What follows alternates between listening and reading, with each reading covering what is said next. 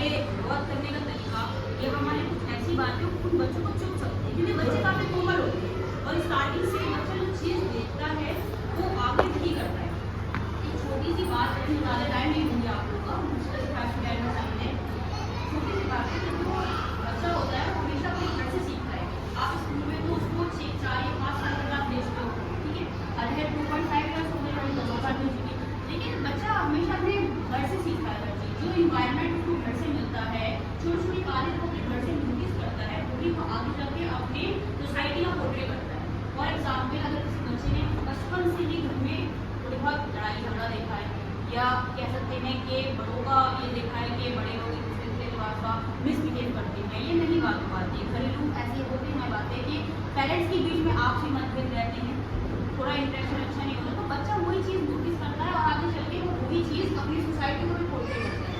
तो हमें सिर्फ इस चीज़ पे कंट्रोल करना है कि कभी भी घर में कोई मनमुटाव है, कोई भी प्रॉब्लम है, तो बच्चे के सामने हमें डिस्कस नहीं करना है, क्योंकि वो चीज़ उसके माइंड में स्टक हो जाएगी और कहीं न कहीं जब वो स्टक हो गई ना, तो सर आप यकीन नहीं मानेंगे, वो उसके लिए बहुत बड़ा प्रॉब्लमैटिक फील होगा उसकी लाइफ में। अगर कोई भी, मैं नहीं कह रही कि लाइफ सबकी ऐसे चलती है, life is being around ups and down.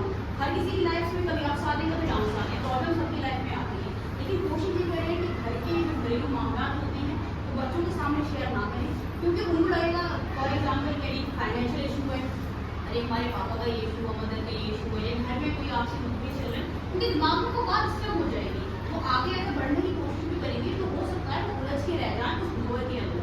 उस जो भंवर के अंदर जब बच्चा उलझ के रह जाता है ना, तो उसका कह सकते हैं कि इंक्लूसिव पावर, उसका मेंटल जो पावर होती है वो कभी इंक्लूसिव नहीं हो पाती। कुछ पॉइंट्स हैं हमारे बोर्ड के ऊपर, उसको मैं अच्छे से थोड़ा सा एलैबोरेट करना चाहती हूँ।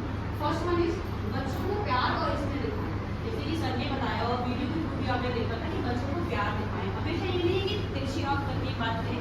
एक गुरदास दिव्य कीर्ति सर का एक डायलॉग है कि बच्चे को सोने का निवाला खिलाएं, लेकिन निगाह शेर की रखें। सोने का निवाला खिलाएं मतलब हर चीज़ उसकी फुलफिल करें जितना आप कर सकते हैं, लेकिन निगाह शेर की रखें। देखें हाँ भाई कर क्या रहा है, क्या नहीं कर रहा है। ये नहीं कि अगर फोन हाथ में लिए हुए अगर उसने बोल दिया, हमें पेरेंट्स को भी थोड़ा बहुत तो अपडेट होना पड़ेगा ना। आज के ज़माने में फोन हाथ में बच्चे ने बोल दिया कि स्कूल का कोई काम है, कोई वर्क कर रहा हूँ, अब हमें बता ही नहीं क्या कर रहा है। आजकल ऐसे कॉन्टेंट आ गए कि हम लोग नोटिस ही नहीं कर पाते। तो बच्चे के साथ प्यार और स्नेह दिखाएं, प्यार से रहें, उसे मोटिवेट करते रहें। ये नहीं सेल्फ मोरल डाउन करें, क्योंकि मैंने नोटिस किया है बहुत से घरों में ऐसा होता है। बहुत से घरों में हम भी वही उसी सोसाइटी के हैं, हमने नोटिस किया है वो चीज़ कि अगर उसमें 3-4 बच्चे स्टूडेंट्स हैं या बच्चे, तो उसमें घर वाले किसी एक को काफ़ी प्रायोरिटी देंगे और एक बेचारा अगर थोड़ा सा एकेडमिक्स में या पढ़ाई में कम है तो तू कुछ नहीं करता, तो तू नकारा है, ये है वो है, तो वो ना करे। हो सकता है भाई वो बच्चा एकेडमिक्स में अच्छा नहीं हो, उसकी स्किल अच्छी हो, किसी और चीज़ में स्किल्ड हो, तो वही चीज़ भी हमें देखना है। क्योंकि अगर हम बच्चा एक फूल के समान होता है, तो कली हम खिलने से पहले ही मुरझा देंगे, उसको तोड़ देंगे, तो क्या फ़ायदा। आगे चल के उसके दिमाग में, उसके अंदर वो गुस्सा वो भरा रहेगा, वो चीज़ कि वो किसी के सामने एक्सप्रेस ही भी नहीं हो पाएगा।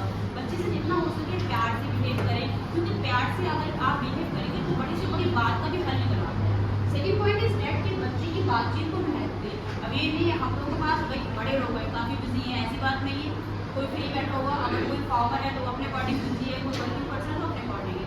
तो कोई इंसान बिजी है, बच्चे कोई बात कर रहे हैं, कोई बातचीत चल रही है, अरे हाँ सुन लीजिए, हाँ मैं आई एम बिजी, अब इस टाइम में मैं नहीं कर सकता ये। तो बच्चे के दिमाग में ये चीज़ रहती है, मेरे पेरेंट्स मुझे टाइम ही नहीं देते।